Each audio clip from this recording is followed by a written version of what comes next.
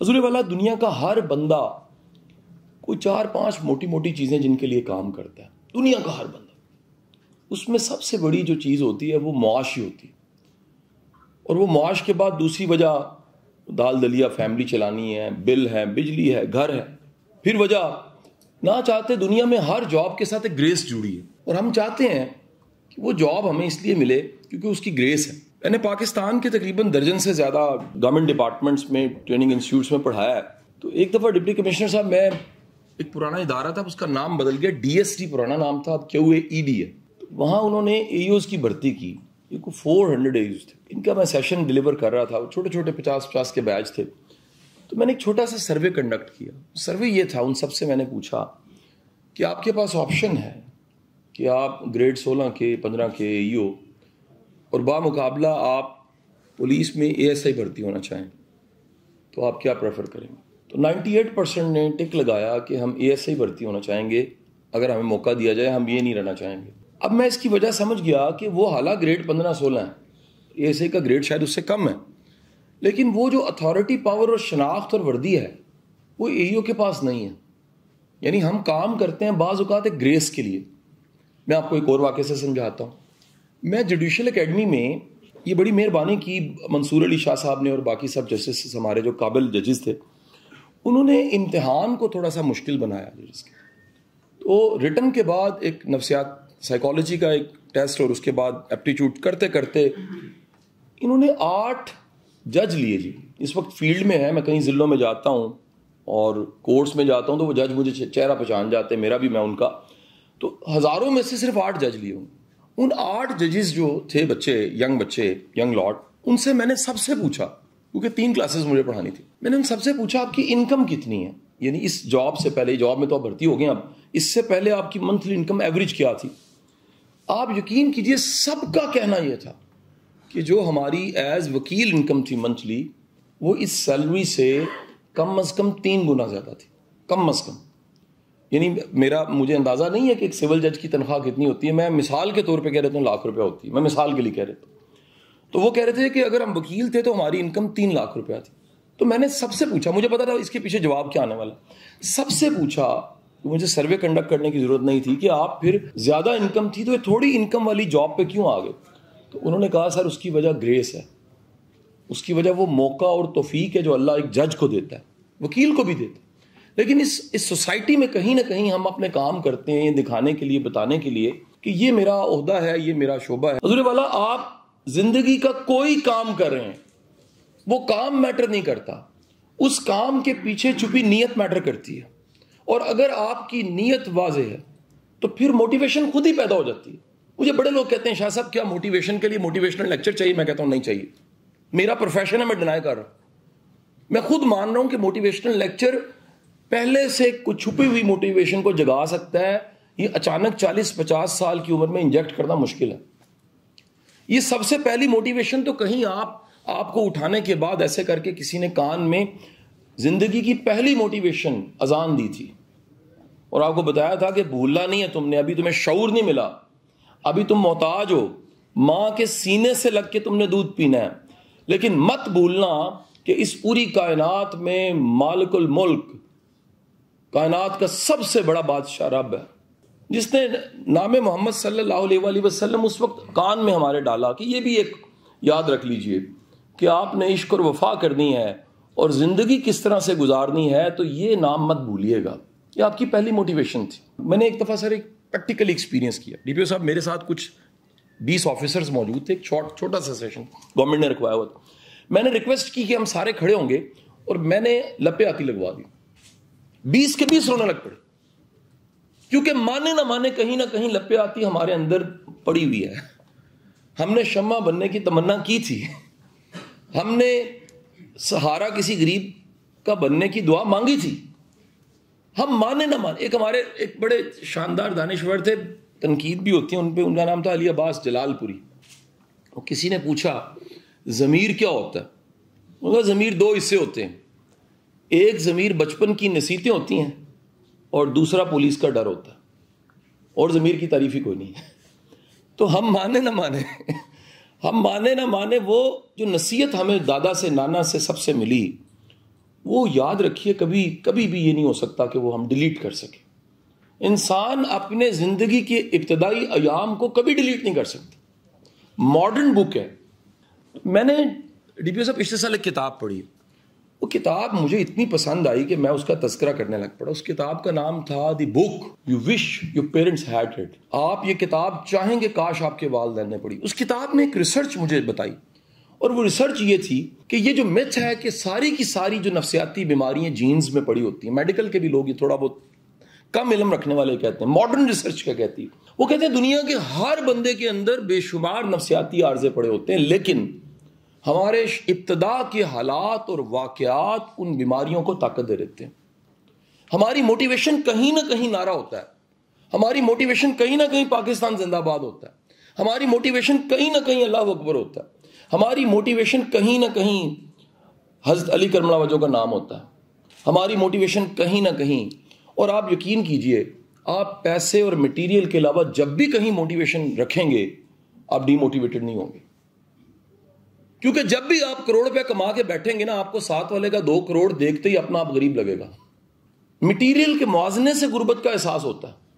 حضور والا, میرا آپ سب کو پہلا میسج آج کا یہ ہے, کیونکہ میں نے کرنے کو کام بھی بتانا. پہلا میسج یہ ہے, خدا را اپنی موٹیویشن کو مٹیریل چیزوں سے زیادہ کسی انٹینجبلز میں رکھیں, نظریے میں رکھیں, کسی سوچ میں رکھیں, کسی فلسفے میں رکھیں. کیوں رکھیں؟ اس کی وجہ یہ ہے, چھوٹا بندہ چیزیں اکٹھی کرتا مر جاتا ہے, بڑا بندہ اس کو یقین ہوتا ہے کہ رب رازق ہے.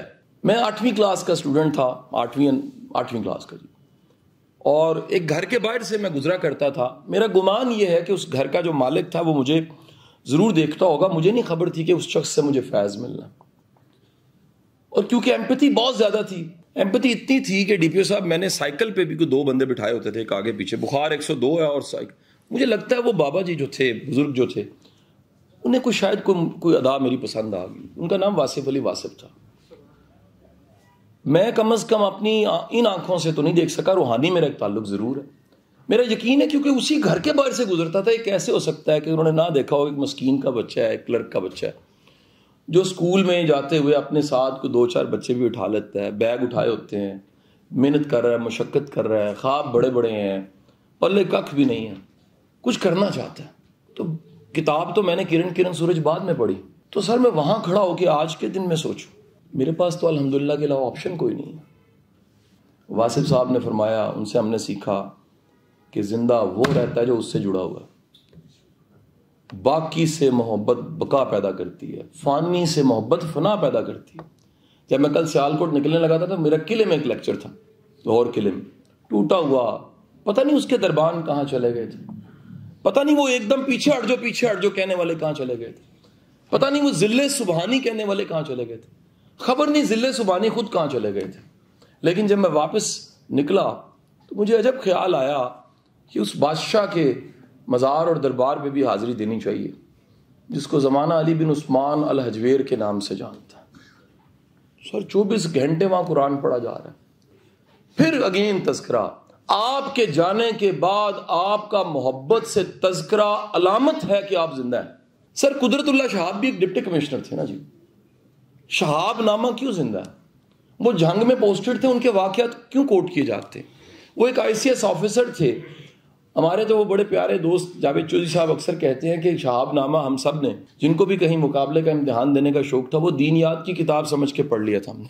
تو وہ شہاب نامہ اور قدرت اللہ شہاب آج تذکروں میں زندہ اس لیے زندہ, جو تذکروں میں زندہ نہیں ہے وہ مر گیا.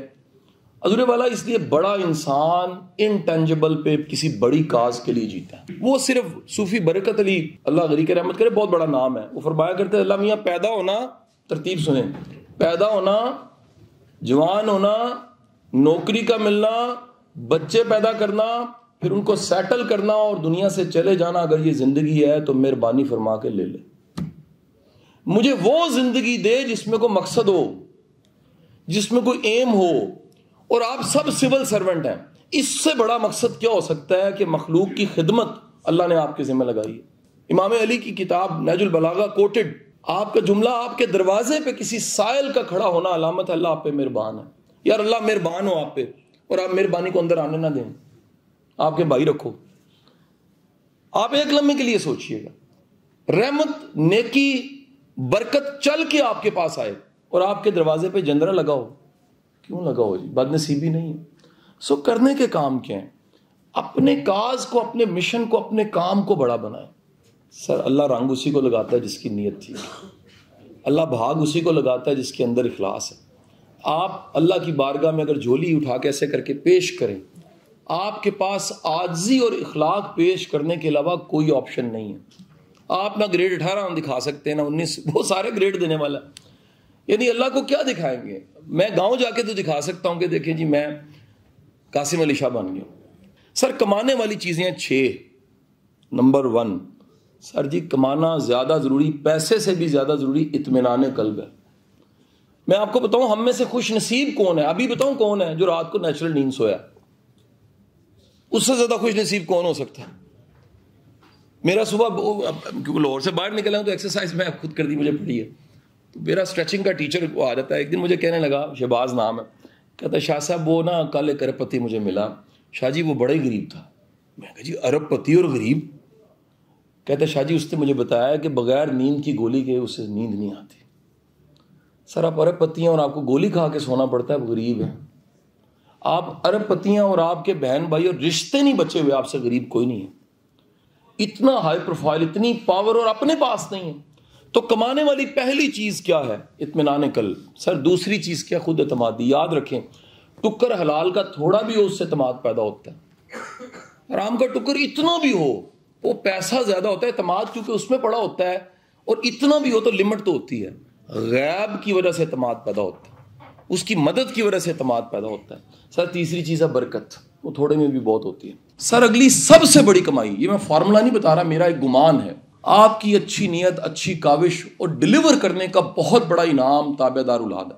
سر بندہ ہیٹر کی تپش کچھ نہیں کہتی, توے کی تپش کچھ نہیں کہتی, دنیا کی سب سے بڑی تپش وہ ہے جو اولاد سے مل جائے. آپ اللہ نہ کرے اولاد پتر اور تھی کھجل کر دے, بندہ صفر ہو جاتا ہے. اور میں آپ کو گارنٹی دیتا ہوں کہ آپ کے کام کی ڈیووشن نہ دیں, پلاٹ نہ دیں, آپ بیریا نہ دیں, ڈی ایچ اے, تربیت اچھی کر دیں, میں دعوے سے کہتا ہوں کہ وہ آپ کے بڑھاپے میں آپ کی ٹھنڈ بن جائیں گے, آپ کے لیے بڑھاپے میں سکون کا سبب بن جائیں گے. 5ویں چیز, آپ کی زندگی میں توفیق بڑھ جائے گی.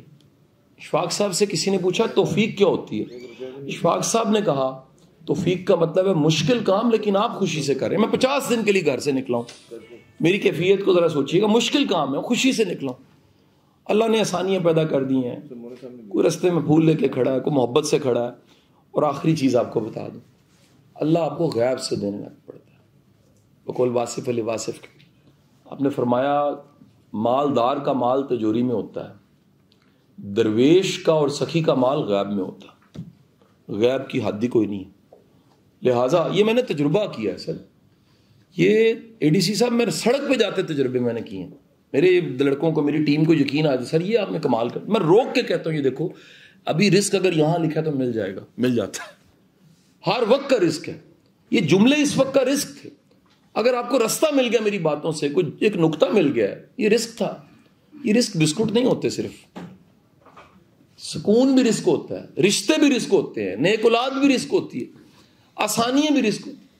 آپ کے دروازے پہ ایک نیکی کھڑی ہے جو آج آ کے آپ نے یہاں سے اٹھ کے کرنی ہے, وہ بھی رزق ہوتی ہے. میں آخری واقعہ سنا کے ختم کروں گا. ایک دفعہ میں MPDD میں سر موجود تھا, پرانا واقعہ, ایسے 10 سال پہلے کا واقعہ. تو میں MPDD میں کلاس پڑھا کے نکلا, یہ 18 سے 19 کی ٹریننگ تھی. تو میں نے ایک جملہ بولا, اس جملے کو میں یاد دہرانا چاہوں گا. تو کلاس ساری نے سن لیا, انہیں لڑ گیا جملہ. یہ جو میں کہہ رہا ہوں رزق جو ہوتا ہے وہ جملہ بھی رزق ہی ہوتا ہے. میں نے جملہ بولا کہ سامنے موقع حرام کا ہے اور آپ نے اس کو چھوڑ کے اوپر دیکھ کے انگلی ایسے کر کے کہا تیرے پہ توکل کیا, تو خدا کی قسم وہ اس حرام سے زیادہ حلال دے دیتا. میں نے تو کہہ دیا. وہ 2 مہینے بعد آ گئے, لب لیا, لب کے آ کے کہتے ہیں شاہ جی ہاتھ کرو. میں کہ پتہ نہیں انہیں کی کرنا ہے. میں کہ ہاتھ چومنا جی. میں کہ جی تسی بڑے پائی ہو, تو گجراتی ہو, مہربانی کرو. کہتے شاہ جی جو تسی کیا ہے 100% اس طرح ہے. موقع آتا ہے حرام کا, میں چھوڑتا ہوں, اسے کہتا ہوں دیکھ لے آیا ہے, تو حلال دے دے, حلال آ جاتا ہے. تو اس وقت وہ ایک سائز کی بڑی اہم سیٹ پہ بیٹھے ہیں, وہ ہمیشہ کہہ لیجئے کہ دعا دیتے ہیں کہ شاہ جی آپ سے ایک سبق سیکھا تھا چھوٹا سا. اللہ آپ کا حامی و ناصر ہو.